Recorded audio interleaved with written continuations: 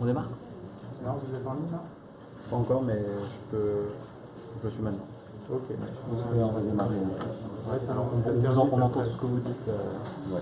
Bon, ouais, là on va démarrer parce qu'ils finissent toujours pas. Il y a Romain. Je vous dis quand c'est bon. Ouais, c'est bon.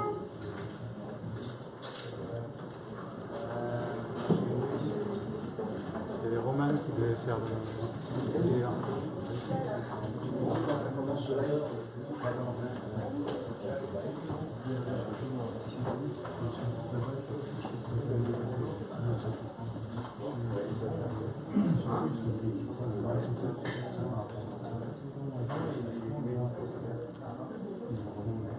Par contre, t'as pas de micro.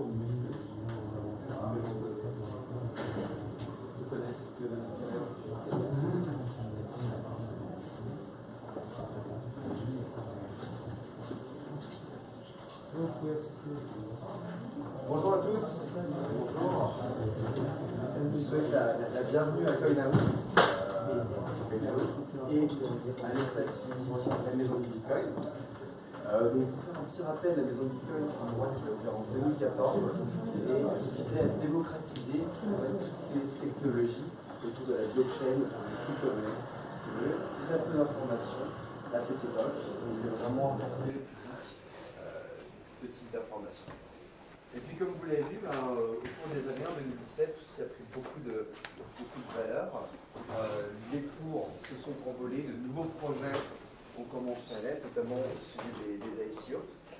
Et on s'est rendu compte récemment également que pour un investisseur traditionnel ou pour une non-initié, participer à ces nouveaux projets blockchain, à ces nouveaux projets ICO, c'était quand même quelque chose de relativement complexe quand on était non accompagné.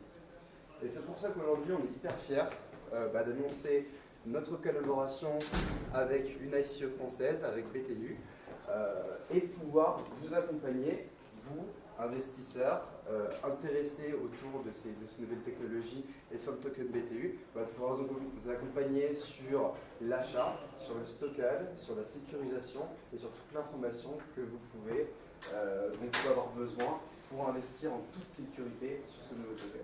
Donc voilà, merci beaucoup en tout cas aux experts de BTU de venir présenter leur projet chez nous. Et par la suite, je vous expliquerai comment faire chez Coinhouse pour investir en toute sécurité et toute simplicité sur ce nouveau type d'actifs. Merci beaucoup et à tout à l'heure.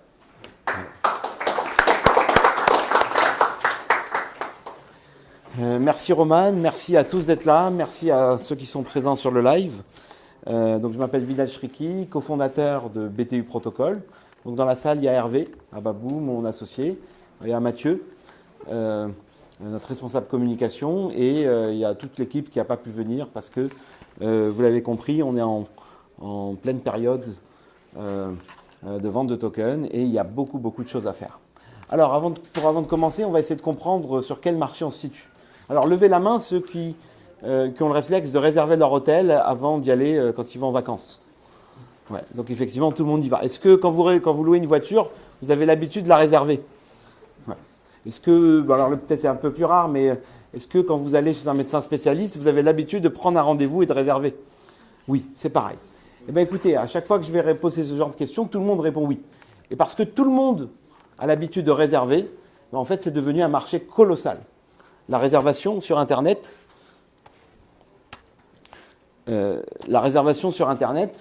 multisecteur, c'est un marché qui dépasse les 5 000 milliards, 5 trilliards.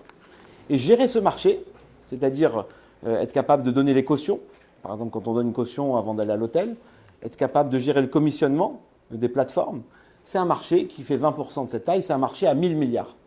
Et ce marché, en fait, quand on analyse, quand on voit même les rapports de la Commission européenne, aidez-moi, je prends le...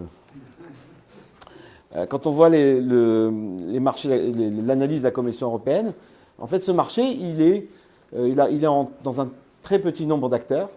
Ce sont des oligopoles. Parfois, dans certains secteurs, ce sont quasiment des monopoles. Et c'est ça qu'on dénonce aujourd'hui. Et c'est là que BTU intervient. BTU a vocation à réparer un peu cette situation qui, comme l'appellent nos collègues américains, s'appelle le winner takes all. Effectivement, dans l'univers de la réservation, winner took it all. Et donc là,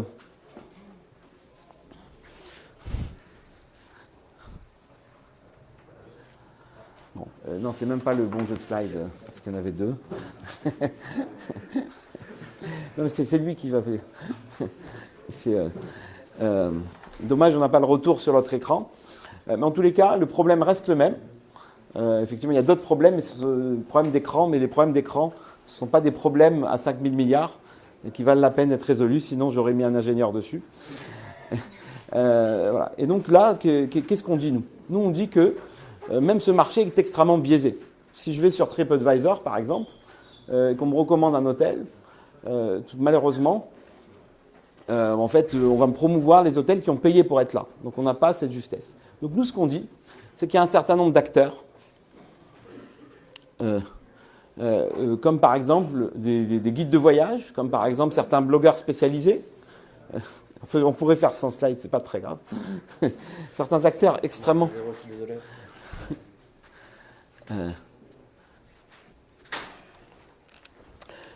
donc certains acteurs, en fait, nous, ce qu'on dit, c'est que, je suis désolé, c'est dur de voir derrière et devant en même temps. Je vais plutôt m'occuper du devant. Donc nous, ce qu'on dit, c'est que des grosses plateformes, si je prends l'exemple de l'hôtellerie comme Booking, elles sont très dures à concurrencer. Pourquoi? Parce que on est dans un système fermé où les hôteliers ont signé un contrat pour être dans cette plateforme et où les utilisateurs sont obligés d'être utilisateurs de Booking pour consommer cet inventaire. Et la dynamique économique fait que quand on dépense 10 milliards par an, les utilisateurs n'arrivent que là. Nous, ce qu'on dit, c'est qu'il y a une autre voie. C'est qu'on va casser cette logique. Et nous, pour venir casser ces plateformes,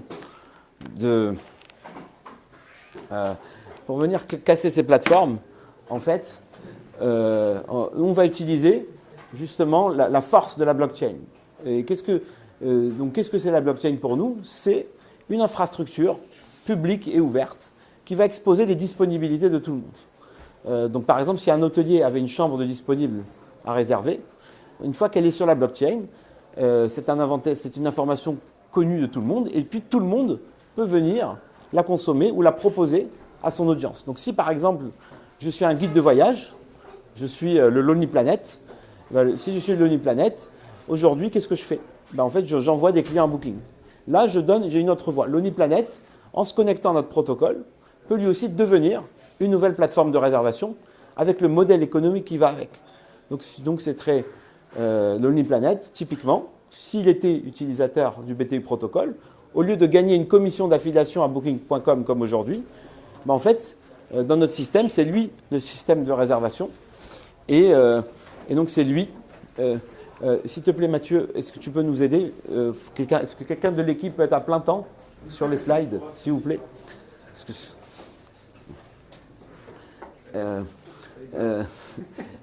Donc typiquement, on pourrait...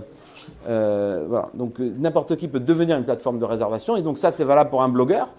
On va fournir des plugins WordPress qui vont permettre à tout blogueur ou à tout YouTuber ou à toute page Facebook de redistribuer l'inventaire qui est disponible gratuitement dans notre système.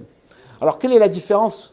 Pourquoi nous, on marcherait plus qu'un autre et pourquoi la blockchain est importante? Parce que dans les systèmes fermés qu'on connaît aujourd'hui, les gens ont déjà signé un contrat entre eux. Dans notre système, en fait, un blogueur jamaïcain pourrait revendre un hôtel japonais. Et donc, ces gens-là ne se connaissent pas. Et ces gens-là n'ont pas signé de contrat entre eux. C'est là qu'intervient le token. Le token, BTU, sert à créer la confiance dans cette économie ouverte de la réservation.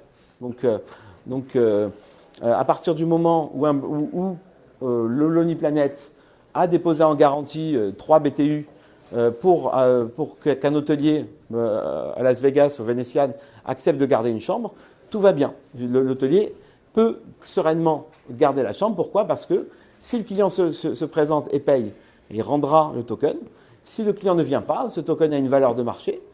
Il avait demandé 100 € de BTU et donc finalement, il peut récupérer sa pénalité et tout va bien. Le token sert justement à remplacer les contrats commerciaux qu'il peut y avoir entre les différents participants de cet écosystème de la réservation. Parce que nous, dans notre système, n'importe qui n'importe quel professionnel, n'importe quel blogueur, n'importe quelle compagnie qui dispose d'une audience peut se lancer comme une plateforme de réservation avec le modèle économique qui va avec. Donc là, on voit l'illustration du cas principal d'utilisation de BTU. Donc BTU, donc là, on a un visiteur, donc ça peut être vous. Vous voulez réserver vos vacances, vous voulez réserver un rendez-vous chez le médecin. Donc, voilà. Alors, vous pouvez ne pas avoir de BTU. C'est pour ça que on ne l'a pas dessiné au début. Donc cette personne, non, mais à plein temps, il faut être dessus. Non. Ouais. Donc voilà. Donc publicité pour Chromebook. Voilà. Il faut qu'on apprenne à paramétrer les temps de mise en veille.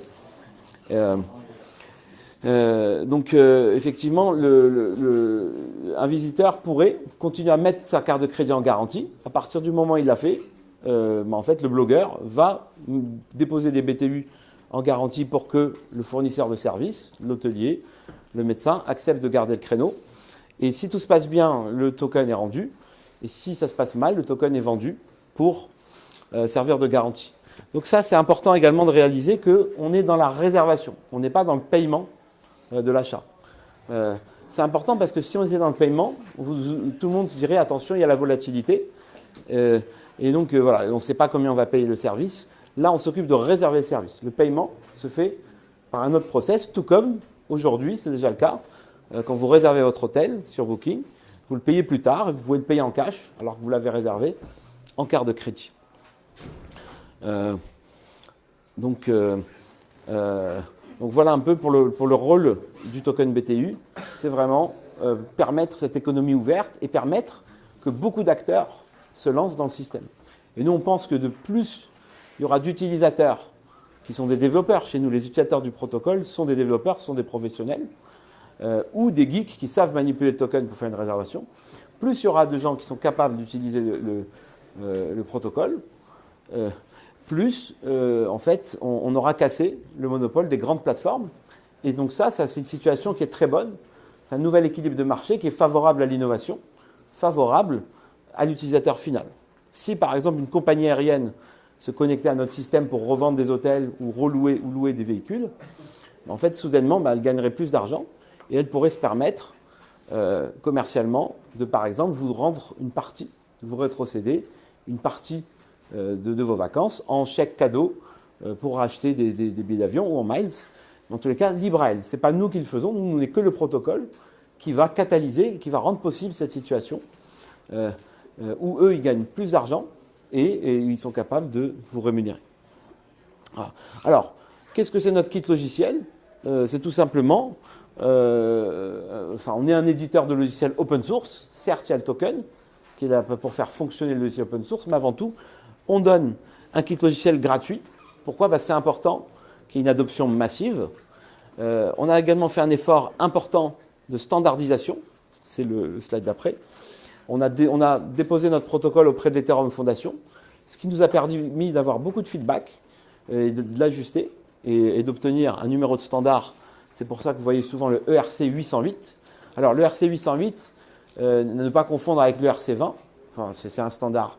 Donc, le ERC 808 est le standard de la réservation. Maintenant, pour pouvoir fonctionner, il y a besoin d'utiliser un token. Et on utilise aussi le standard de token ERC20. Et ce qui est important, c'est que c'est un modèle vertueux qui va redistribuer la valeur au sein de l'écosystème plutôt B2B. C'est-à-dire que tous les guides de voyage, tous les blogs voyage, tous les annuaires de restaurants peuvent devenir des systèmes de réservation. Donc finalement, la valeur qui est captée par les très gros acteurs de la réservation, elle se redistribue au sein des acteurs qui ont vraiment fait l'effort de promouvoir le contenu et qui méritent davantage la rémunération. Voilà. Alors, un aspect également à comprendre, parce que l'invention n'est pas que technologique. L'invention également, c'est d'ailleurs même la dimension la plus intéressante de la blockchain, c'est que la blockchain est un système économique. Donc nous, on a créé un modèle d'émission monétaire où le nombre de tokens émis est un nombre fini. Donc on a figé la supply totale Donc c'est une quantité limitée, il y a 100 millions de BTU, il n'y en aura jamais davantage. Donc là, finalement, en fait, donc ça fige la masse monétaire existante. Ce qui est également intéressant dans notre système, c'est que par nature, le système on réserve à l'avance. Et puis comme notre token sert pour garantir des réservations, en fait, plus c'est utilisé, plus j'ai de réservations ouvertes, plus j'ai de tokens qui sont là en attente, en attendant que la personne vienne consommer le service. Ça veut dire que plus j'utilise le système, plus j'ai de masse monétaire qui est bloquée. Ça veut dire que sur les marchés, l'offre aura toujours tendance, plus on est utilisé, plus ça va se raréfier. Alors que d'un autre côté, on a toujours besoin de plus de tokens, parce qu'il faut payer les commissions des apporteurs d'affaires, et puis parce qu'il faut ouvrir plein de nouvelles réservations. Donc ça veut dire qu'il y a une dynamique économique du token qui est favorable à l'appréciation du prix, et ça c'est majeur. Pourquoi ? Parce que le modèle économique de notre société, qui offre tout gratuitement pour faciliter l'adoption, et qu'on a besoin d'avoir la capacité de financer ces développeurs. Donc nous, on garde une réserve de 20% de tokens qui, mécaniquement, s'apprécie avec le temps. Et ça donne la pérennité à la société parce que ça nous donne les moyens de continuer à payer plein de développeurs pour améliorer la roadmap. Et plus on paye des développeurs, plus il y a d'utilisateurs et plus ça améliore la valeur. Et donc ça nous permet de rentrer dans un cercle vertueux où la société est pérenne. Alors ce modèle, on ne l'a pas inventé. Il a été très éprouvé avec la fondation Ethereum, qui, elle, justement, finance aujourd'hui, paye des milliers de développeurs grâce à sa réserve de tokens. Et puis, c'est adopté, c'est testé, c'est ajusté avec un certain nombre d'autres ICO de protocoles. Et donc, voilà. Donc, c'est important de comprendre qu'on a une dynamique économique du token, ce qu'on appelle souvent dans les blogs américains la tokenomics, qui est favorable et qui a toutes les bonnes caractéristiques et des cas d'école qui marchent bien. Et ça, c'est important de noter, parce que tout le business model de l'éditeur de logiciels open source qu'on représente tient sur ce modèle d'émission monétaire. Voilà. Et donc, la vente initiale, donc de la suite du modèle, c'est également que la vente initiale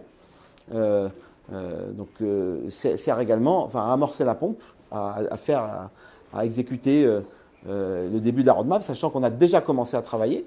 Donc on a déjà eu un MVP, Minimum Viable Product, une première implémentation du protocole qui permet aux éditeurs en alpha de commencer à tester, de commencer à comprendre l'API, de commencer à la logique, d'avoir du feedback même sur quelques évolutions du protocole, comme par exemple il y a certains besoins où on a besoin de masquer un prix, que les prix ne sont pas forcément toujours publics.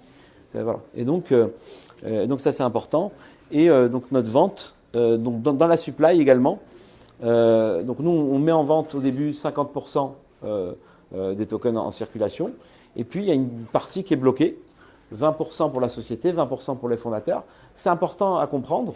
J'attire votre attention sur le fait que contrairement à une startup classique, finalement nous en tant que possesseurs des tokens, finalement on se dilue et on possède moins, mais ça c'est important parce que quelque part la valeur du protocole, quelque part on est une nouvelle catégorie de société où la valeur qui est créée, elle ne va pas chez les actionnaires, elle va chez les possesseurs de tokens, chez les utilisateurs du protocole, qui sont chez nous souvent professionnels.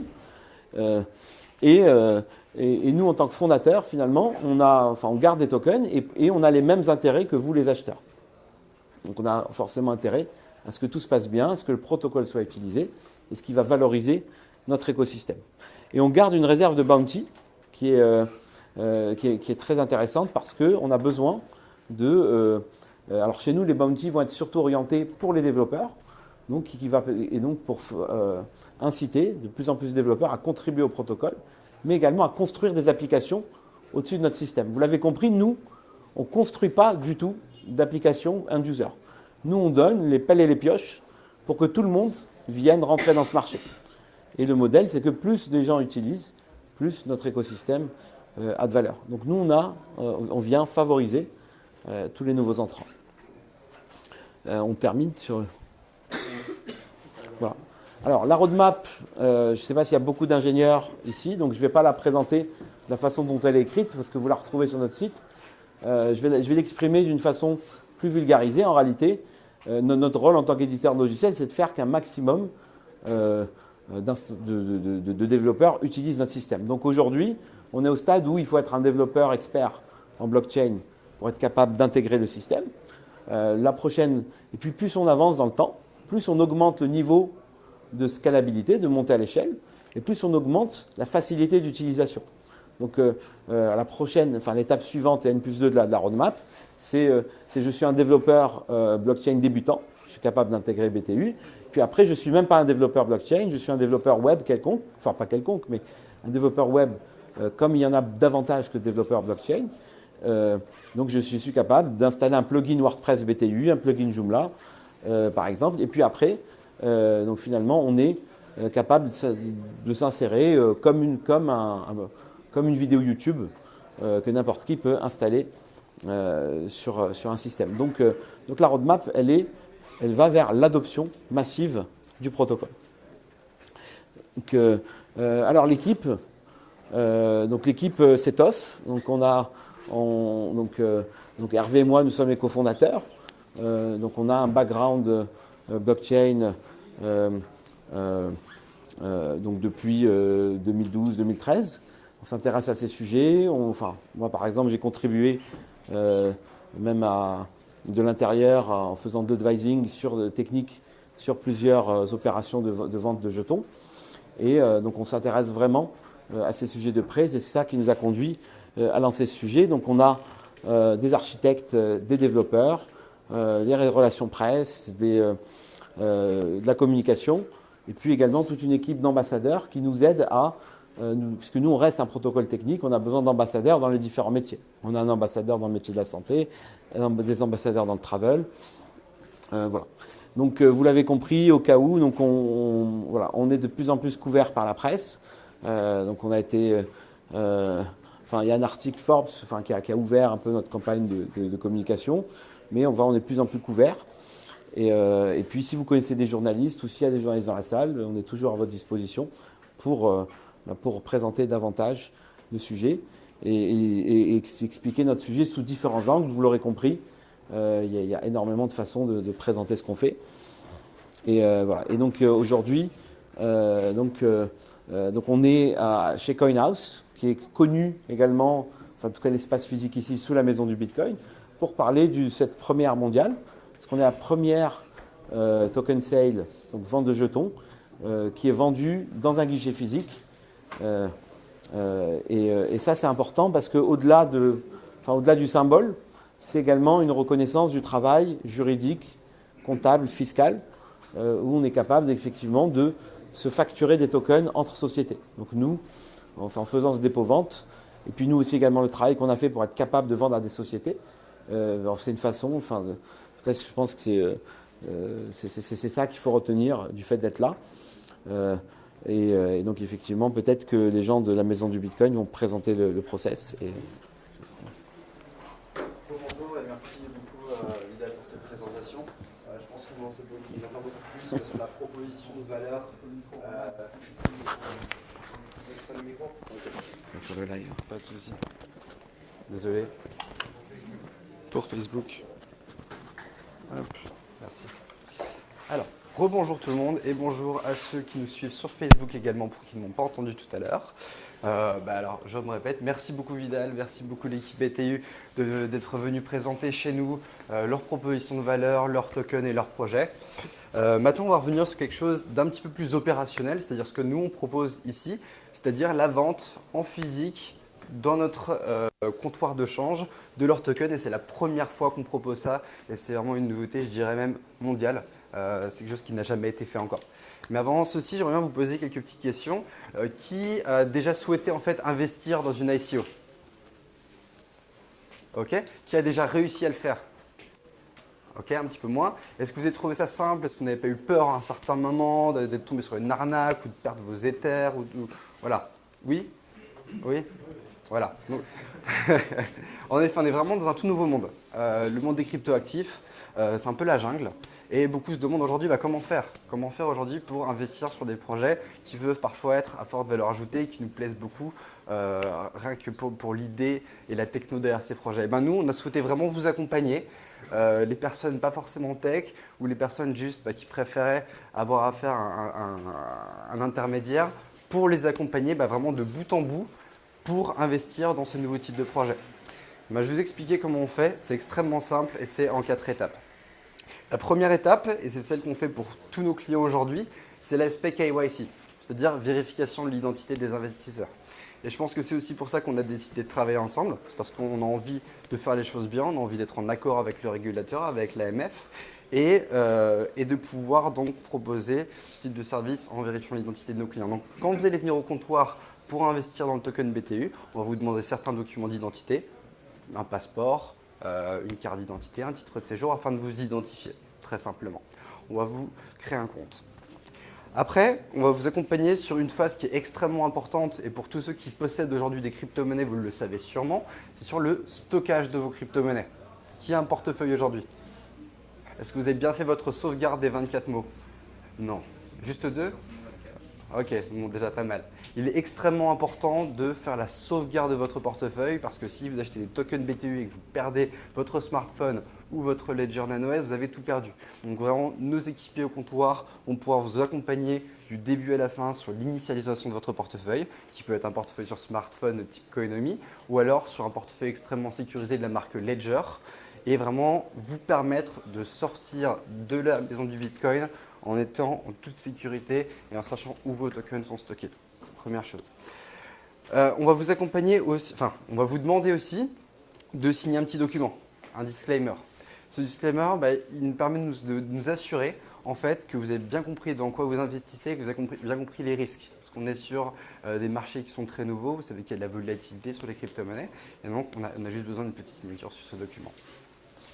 Et après, tout simplement, vous allez pouvoir investir ou en carte bancaire ou en virement bancaire dans les tokens BTU à partir de 1 000 €. Et j'ai le plaisir de vous annoncer que jusqu'à aujourd'hui, vous avez un discount de 4 % sur vos tokens BTU. La semaine prochaine, ça passera à un discount de 2 %. Donc, c'est le bon moment, je pense, aujourd'hui, à cette conférence, si vous souhaitez investir, pour le faire. Pardon? Voilà, c'est à peu près tout. Le process est extrêmement simple. N'hésitez pas à venir vous renseigner directement auprès de mes collègues au comptoir. Et si vous avez des questions sur la technique ou sur la procédure, n'hésitez vraiment pas à le faire maintenant. Est-ce qu'il y a des questions sur n'importe quoi? Viens aussi, Hervé, si tu veux.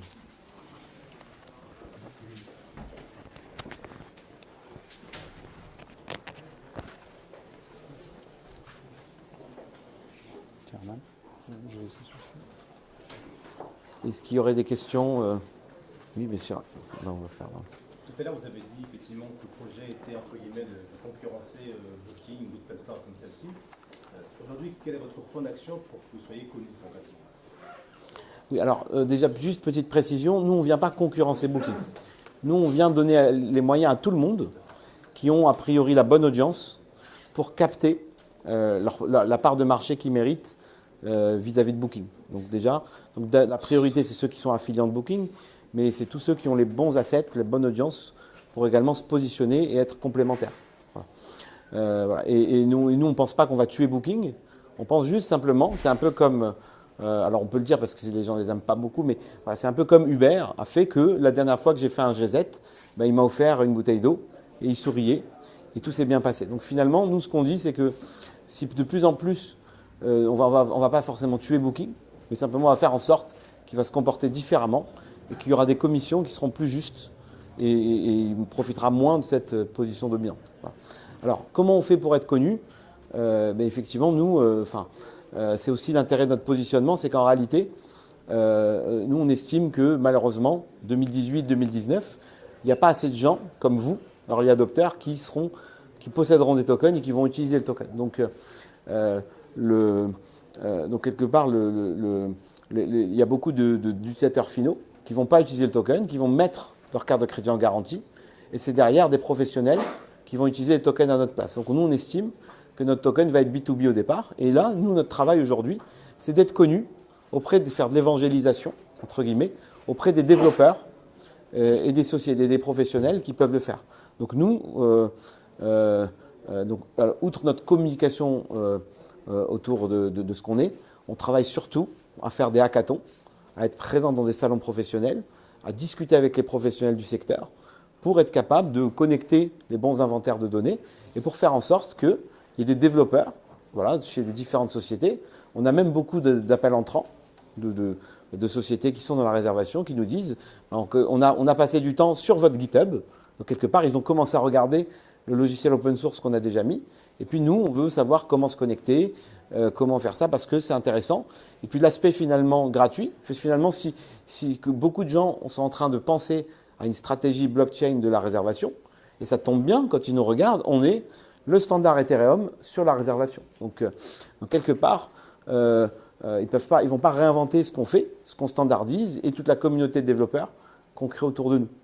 Voilà, donc nous, on fait vraiment de l'évangélisation B2B aujourd'hui pour créer l'usage.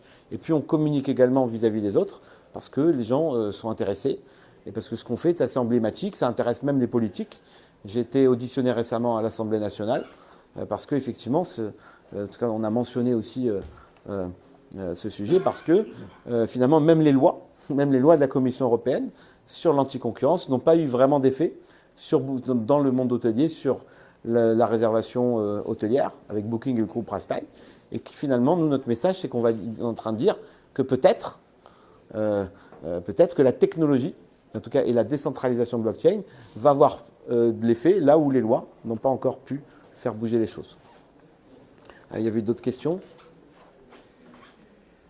Oui, j'aimerais bien que vous reveniez sur le cheminement de l'utilisateur. Concrètement, moi, je suis particulier. Je reprends par exemple, je suis sur l'OmniPlanet, je suis intéressé par un voyage, je veux réserver. J'ai compris que j'ai le choix, soit réservé par Booking, soit par votre plateforme. Est-ce Oui. que vous pouvez là Oui. Alors je reviens sur nous aujourd'hui. Alors si on est sur l'OmniPlanet, alors on a des équivalents français qui ont acheté, mais bon, on communiquera un peu plus tard dessus. Mais si je suis sur l'OmniPlanet, aujourd'hui, l'OmniPlanet ne sait pas faire un système de réservation, ça lui coûterait trop cher. Donc aujourd'hui, je trouve mon hôtel, mais quand je clique, j'ai un lien d'affiliation sur Booking. C'est-à-dire à la fin, je me retrouve sur Booking et l'OmniPlanet va gagner quelques pourcents sur la première nuit que j'ai réservée. Donc il gagne un tout petit peu. Dans le nouveau process qu'on dit, nous on dit à l'OmniPlanet, en fait, le même hôtel, la personne elle vient, si elle veut le réserver, en fait, au lieu d'envoyer un lien d'affiliation à Booking, elle va utiliser notre plateforme qui va lui exposer les mêmes hôtels. Et simplement, quand elle réserve, le commissionnement, c'est on t'envoie tout ce qui était prévu pour Booking, donc 20 à 25% sur les 7 nuits que tu vas réserver, sont reversés à l'OmniPlanet. C'est ça, c'est Voilà. toute condition, 20% Voilà. à Booking. Oui, c'est ce que Booking prend en fait. Voilà. Maintenant, le process de l'utilisateur, nous ce qu'on dit, c'est un peu ce que j'essaie d'expliquer, c'est qu'en 2018, l'utilisateur final va voir la même chose. Lui, il va mettre sa carte de crédit en garantie. Derrière, l'OmniPlanet vu qu'il a vu la carte de crédit en garantie, il va mettre des tokens en garantie, il va les donner au système et pour réserver le même hôtel. Et lui, finalement, ça va ressembler à Booking pour le end-user. Sauf si on a un utilisateur comme vous dans la salle, vous avez des tokens et quelque part, vous dites, j'ai pas besoin là, je vais utiliser mes tokens directement. Je ne vais même pas mettre ma carte de crédit. Je vais utiliser mes tokens pour réserver mes vacances. En facial, sur le site internet, je comprends qu'on aurait le choix entre Booking et Cook. Non, on n'aura pas le choix. Parce que si l'OmniPlanet décide d'utiliser notre protocole, pourquoi il le ferait ? Parce qu'au lieu de gagner 1%, au lieu de gagner 3% sur une nuit, ils vont gagner 25% sur cette nuit. Donc ceux qui réfléchissent un peu. Le prix final pour l'utilisateur est le même. En fait, vous partagez juste l'économie des 20%. Non. Oui. Non, le prix Pour non. l'utilisateur final, il n'y a pas de discount. Non, en fait, nous, on est un protocole. Donc les gens nous paramètrent comme ils veulent.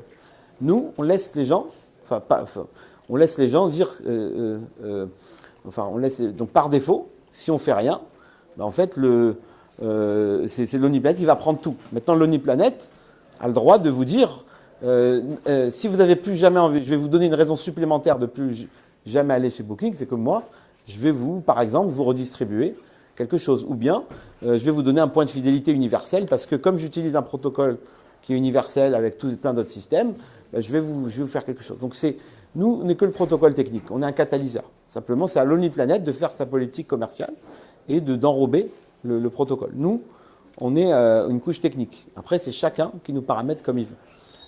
Mais effectivement, normalement, plus il y a de l'OmniPlanet, plus il y a des gens qui vont se démarquer en faisant une rétrocession de marge et en faisant que les gens ont envie de venir dans ce système. Oui. Tout à l'heure, vous disiez que vous n'alliez pas concurrencer le Booking, et ça j'ai compris. Mais vous disiez que Booking est complémentaire. Mais là, il y a des intermédiations.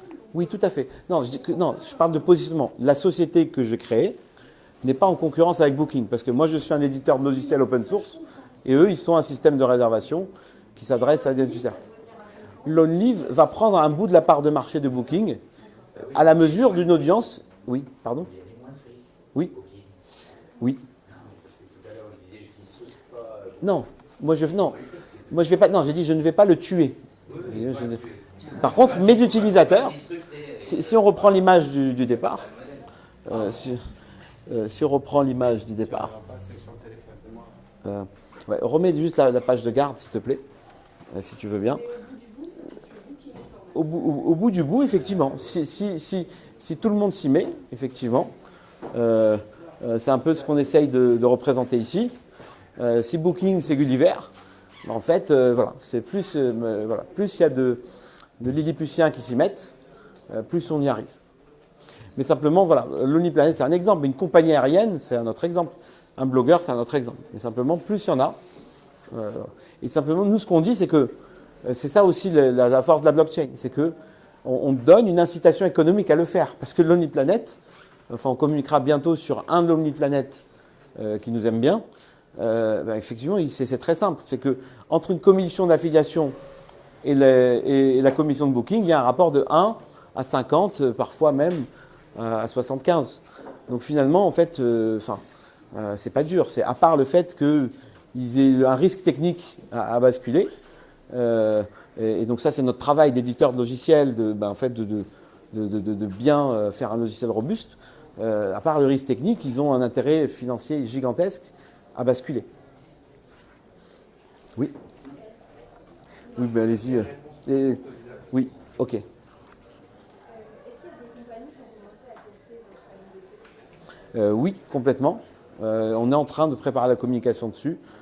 Suivez notre actu, suivez-nous sur Twitter, vous saurez tout. On pourrait avoir quelques infos sur les secteurs. En fait, moi je ne parle. Les journalistes sont friands de nouveautés, donc si vous êtes journaliste et si vous me donnez l'exclusivité sur votre journal, je vous réponds tout de suite après. Sinon, soyez très patiente, ça arrive. Moi, j'ai une question. Bon, moi, la blockchain, ce qui m'intéresse, c'est le partage, le changement. Forcer, justement, ça, c'est super. Mais il y a un truc que je ne comprends pas. Il y a deux acteurs majeurs de votre chaîne qui sont totalement oubliés. C'est un, le client, le type qui va apporter son argent pour la réservation. Et deux, l'hôtelier final. C'est-à-dire qu'au milieu, il y a une com que vous me dites être la même, donc super, la même, mais moi, si je suis client ou si je suis hôtelier, qu'est-ce que ça peut me faire qu'on prenne 25% pour vous ou 25% pour un booking? Qu'est-ce que ça change? Si c'est les mêmes prix, ça change quoi? Non. Vous ne mettez pas à la crypto, ça sera le cas. Mais je me mets à la crypto. Les hôteliers qui se mettent à la crypto, qui sont capables de se passer de l'éditeur de plugger directement dans la blockchain, de faire travailler en interne leurs ingénieurs qui sont capables de s'approprier les plugins qu'on mettra à disposition, ils auront pour circuiter ça. D'accord. Pareil pour En fait, l'utilisateur final. Par exemple, je suis Non, mais j'ai compris. Je comprends 25 points pour un booking sur lequel je ne fais rien, et que vous arrivez et que c'est les mêmes prix. C'est quoi l'avantage pour l'hôtelier? Non, nous on ne dit pas que c'est. En fait, pour l'hôtelier, c'est la fin du diktat du booking. Moi, ce que j'ai décrit quelque part, c'est ça qui est difficile dans notre projet, c'est que les choses évoluent dans le temps. Donc en réalité, c'est comme le Bitcoin. Le Bitcoin, il a inventé quoi? C'est qu'on peut transacter sans banque. Est-ce que ça fait qu'aujourd'hui, nous, on transacte aujourd'hui dans la salle sans banque? Non. Parce que ça, c'est ce qui va se passer, entre guillemets, dans 20 ans, peut-être dans 30 ans, peut-être même que dans 200 ans. En attendant, il y a des situations intermédiaires où il y a des exchanges Bitcoin. Et nous, c'est un peu pareil. Nous, ce qu'on dit, c'est qu'on met en place un protocole.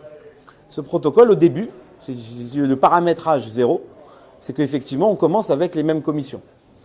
Et ce que j'ai dit, c'est que plus des gens utilisent, plus des gens commencent à agenouiller Booking, plus on va devoir se comporter différemment. Donc ça veut dire qu'on va changer les commissions. Et donc je mentionnais tout à l'heure, c'est que par exemple, Lonely Planet va dire, moi, je n'avais pas prévu de gagner 25% sur les 7 nuits. Donc moi, je vais te rendre 10% à l'utilisateur pour te donner en musée, ou te le donner en bon d'achat, ou te le donner en miles Air France, etc. Donc nous, ce qu'on dit, c'est que, effectivement, une technologie, ça fait ce que les humains en font.